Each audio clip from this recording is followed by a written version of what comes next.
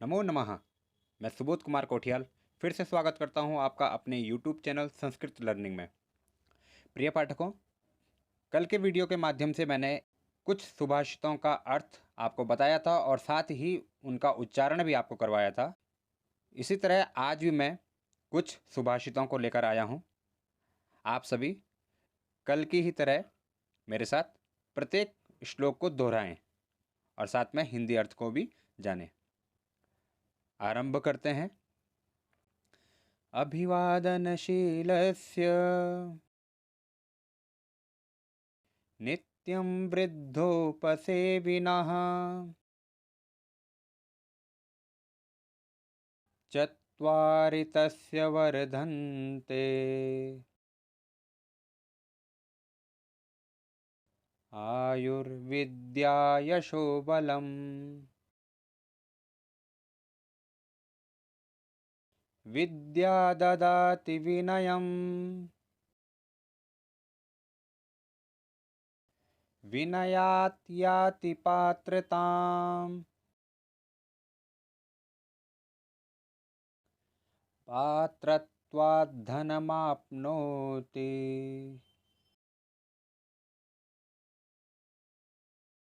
धनात् धर्मः ततः सुखम्।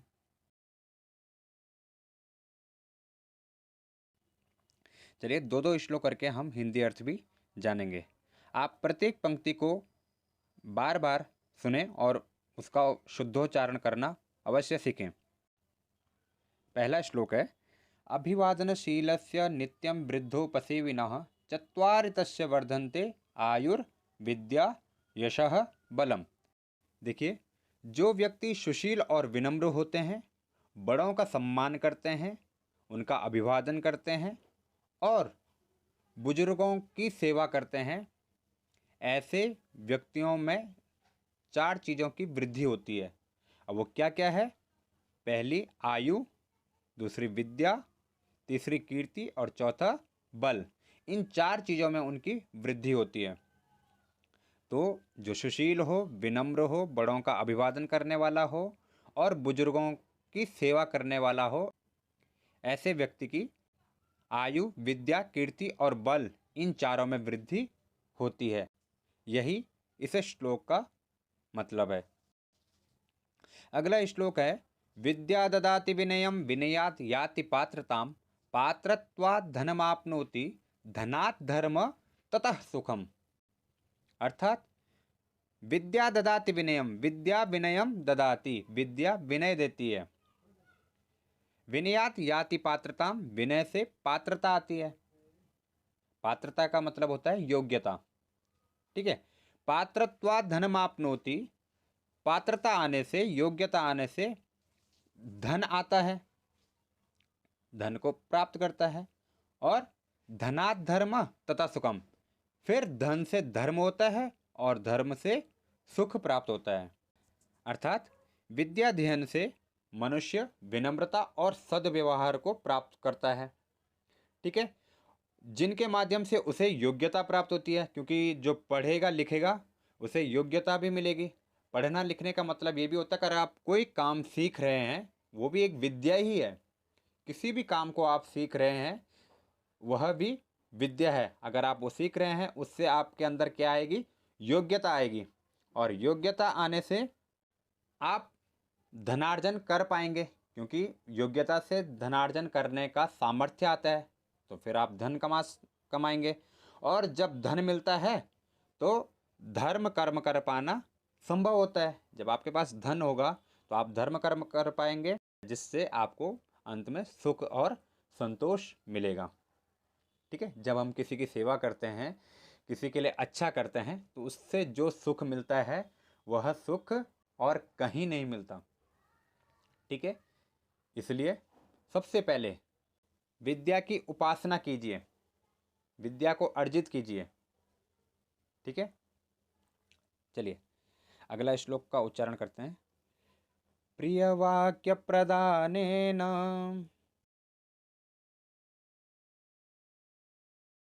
सर्वे तुष्यन्ति जन्तवः तस्मात् तदेव वक्तव्यम्। वचने का दरिद्रता। चंदनं शीतलं लोके। चंदनादपि चंद्रमाः। चंद्रचंदनयोर्मध्ये।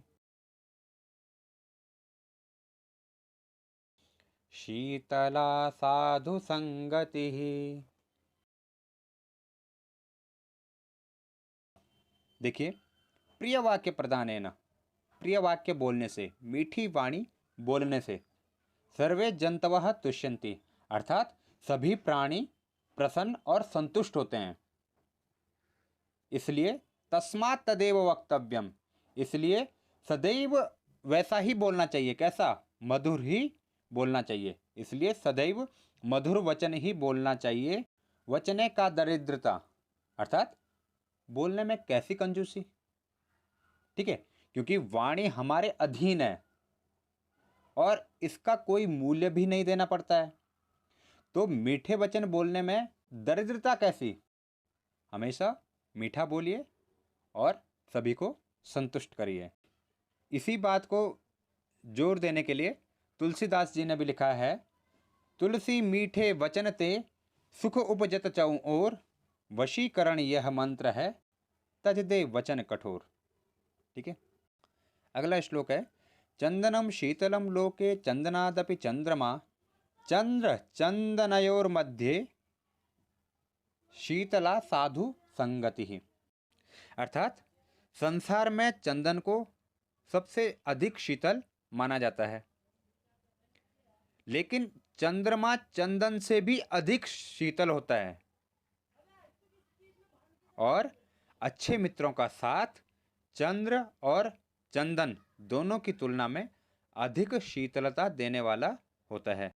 यानी जो हम चंदन लगाते हैं ना, वह क्यों लगाते हैं? क्योंकि उसके अंदर शीतलता होती है और उसके तिलक लगाने से जो हमारा मस्तिष्क होता है वह शीतल रहता है, जल्दी से क्रोध नहीं आता है। इसीलिए हम अपने माथे पे चंदन लगाते हैं। और चंद्रमा चंदन से भी अधिक शीतल होता है, तो उसकी जो चांदनी होती है वो शीतल होती है। तो यानी चंदन से अधिक शीतल चंद्रमा होता है। ठीक है, और उससे भी अधिक शीतल होता है, शीतलता प्रदान करने वाला होता है एक अच्छा मित्र। यानी आपकी संगति अगर अच्छी होगी तो उससे अधिक शीतलता देने वाला और कुछ नहीं है। यानी दोस्त से बढ़कर आपको कूल रखने वाला, बोलते ना, आपको कूल रखने वाला कोई नहीं होता है। ठीक है, चलिए अगले दो श्लोक पढ़ते हैं। हंसः श्वेतः बकः श्वेतः,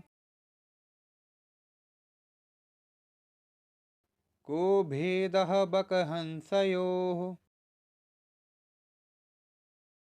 नीरक्षीरविवेके तु हंसो हंसः बको बकः। अयं निजः परो वेति, गणना लघुचेतसाम्, उदारचरितानां तु वसुधैव कुटुंबकम्। देखिए, हंसः श्वेतः बकः श्वेतः, को भेदः बकहंसयो, नीरक्षीरविवेके तु हंसो हंसः बको बकः। अर्थात हंसः श्वेतः, हंस सफ़ेद होता है, बकः श्वेता, और बगुला भी सफ़ेद होता है। अब इन दोनों में क्या भेद है? को भेदा बकहंसयो, इन दोनों में क्या भेद है? ठीक है, तो नीरक्षीर विवेक हेतु, जब दूध और पानी को अलग अलग करना होता है तो हंसा हंसा बको बका, तो हंस हंस होता है और बगुला बगुला। कहने का तात्पर्य है कि हंस और बगुला दोनों सफ़ेद रंग के होते हैं, इनमें कोई अंतर नहीं दिखता, परंतु ऐसा माना जाता है कि हंस दूध और पानी के मिले होने पर भी उन्हें अलग अलग कर सकता है। दूध और पानी के इस निर्णय से ही पता चलता है कि हंस कौन है और बगुला कौन। इसी प्रकार कौन सज्जन है और कौन दुर्जन है, वह किसी विशिष्ट गुण के कारण ही पहचाना जा सकता है। अगला श्लोक है, अयम निजः परो वेति गणना लघु चेतसाम उदार चरितानांतु वसुधैव कुटुंबकम। देखिए, अयम निजः यह मेरा है, परो वेति यह उसका है, ऐसी सोच संकुचित चित्त वाले प्राणियों की ही होती है। यानी ऐसी सोच किसकी होती है? जिनका चित्त संकुचित होता है। ठीक है।